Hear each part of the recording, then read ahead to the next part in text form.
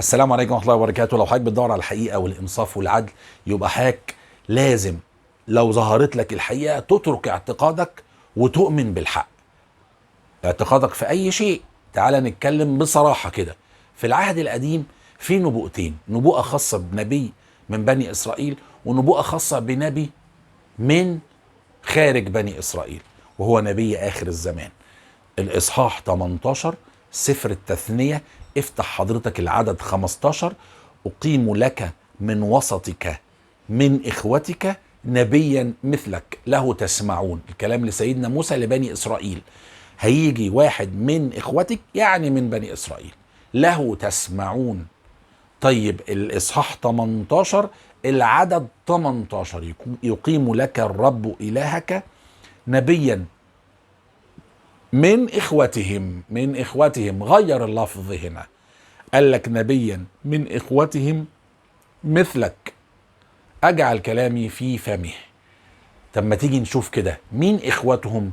أولا أدام قال إخوتهم يبقى من بره بني إسرائيل. الكلام لبني إسرائيل، هيجي من إخوتك يا إسرائيل نبي. طيب إخوات بني إسرائيل مين؟ في عدد في الكتاب المقدس في العهد القديم: وأنتم مارون على تخم إخوتكم بنو العيص في جبل سعير. يعني أطلق لفظ إخوتك، إخوة بني إسرائيل هم بنو العيص. مين العيص ده؟ أخو إسرائيل ابن إسحاق، أخو التوأم، أخو يعقوب يعني. فنسل العيص ونسل إسرائيل إخوات طبقا للعهد القديم. طب في إخوات تانية، وخد بالك العيص ده اللي هو ابن إسحاق اتجوز بنت عمه إسماعيل. طيب في العهد القديم برضو بيقول لك على سكن بنو إسماعيل، هم سكنوا فين؟ وسكنوا أمام إخوتهم، أمام بنو إسرائيل. يعني كمان بنو إسماعيل إخوات بنو إسرائيل. يبقى النبوءة دي هتيجي منين؟ يا من بنو العيص يا من بنو إسرائيل، يا من بنو العيص يا إما من بنو إسماعيل. كده قلنا إخوتهم. طب مثلك، مين مثل موسى؟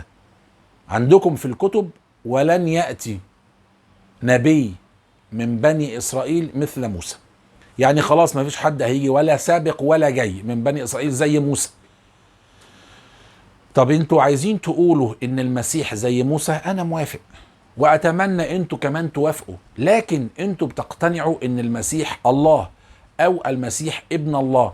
ففي فرق في الذات. هنا ذات إلهية، وهنا ذات آدمية. يعني هنا بني آدم، الأنبياء كلهم من آدم، إنما الذات الإلهية مختلفة. وكمان الولادة إعجازية، وموسى ما اتولدش بنفس الطريقة. لو انت حضرتك عايز تقارن المسيح، قارنه بمين؟ تقارنه بآدم. هنا ولادة إعجازية بأم بدون أب، وهنا خلق إعجازي بدون أب وأم.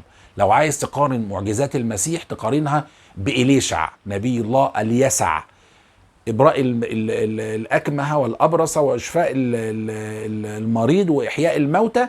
نفس المعجزات دي كانت زي ما هي عند المسيح عند إليشع.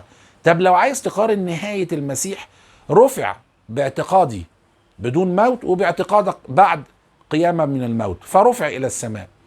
هل هو الوحيد الذي رفع؟ قرنه بإيليا اللي هو إلياس رفع إلى السماء. خنوخ اللي هو إدريس رفع إلى السماء.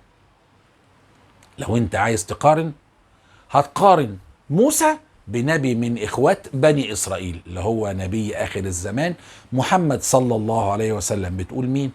أقرب الشبه في الخلق القصة كمان كلها، أقرب واحد لموسى هو محمد صلى الله عليه وسلم.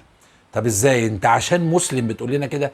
لا حضرتك، سيدنا موسى اتولد اسمه موسى ابن عمرام ابن قهات ابن لاوي. أمه يكابد بنت لاوي. في فرق جيل اهو للأب.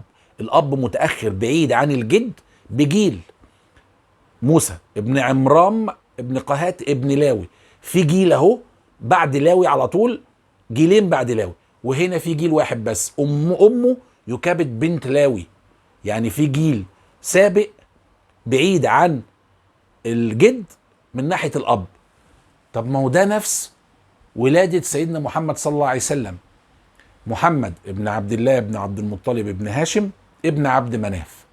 أمه آمنة بنت وهب بنت عبد مناف على طول. يعني في جيل زيادة من ناحية الأب. طب ده من ناحية الولادة. من ناحية الخوف والرعب والهجرة، خاف وخرج من مصر لمدين خايف وبعد كده رجع.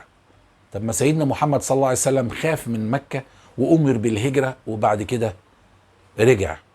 طب ما تيجي تقول مين النبي اللي جه بحروب حارب وانتصر لما أتباعه كانوا بيسمعوا كلامه، وانهزم لما أتباعه ما كانوش بيسمعوا كلامه؟ حصل مع سيدنا موسى في كتبكم في العهد القديم، وحصل مع سيدنا محمد صلى الله عليه وسلم لما كانوا بيسمعوا الكلام بتاع النبي صلى الله عليه وسلم كانوا بينتصروا، لما ما كانوش بيسمعوه كان بينالهم شيء من الهزيمة. طب سيدنا محمد صلى الله عليه وسلم تزوج قبل البعثة، وسيدنا موسى عليه السلام تزوج قبل البعثة وخلف، وهنا خلف وده خلف. هل المسيح تزوج أو خلف؟ لا. طيب سيدنا موسى عدد في الزوجات، يعني اتجوز أكتر من واحدة، وسيدنا محمد صلى الله عليه وسلم عدد في الزوجات. سيدنا موسى في كتبكم بدأ رسالته وهو عمره 80 سنة ومات 120، يعني قعد 40 سنة في الدعوة، تلت عمره. سيدنا محمد صلى الله عليه وسلم كلف 40 سنة ومات وهو عنده 63، فالدعوة 23، يعني تلت الدعوة بتاعته تلت عمره. سيدنا موسى نزل بالتوراة والشريعة مئات السنين، وسيدنا محمد صلى الله عليه وسلم عنده الكتاب والشريعة لغاية يوم القيامة. عايز تقارن ده موسى وده محمد عليهما السلام، أقرب الشبه بموسى هو محمد، مش مجرد عشان اعتقادنا، ده تاريخ، ده اللي بيحصل.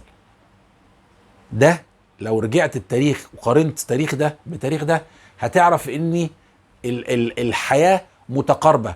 طب هنا مات موت طبيعي وهنا مات موت طبيعي، في أوجه شبه كتيرة كمان، لكن الوقت مش هيسعنا. لو عايز ترجع للحق وتكون منصف ارجع وكون منصف. الحمد لله رب العالمين، وسلام على المرسلين، والسلام عليكم ورحمة الله وبركاته.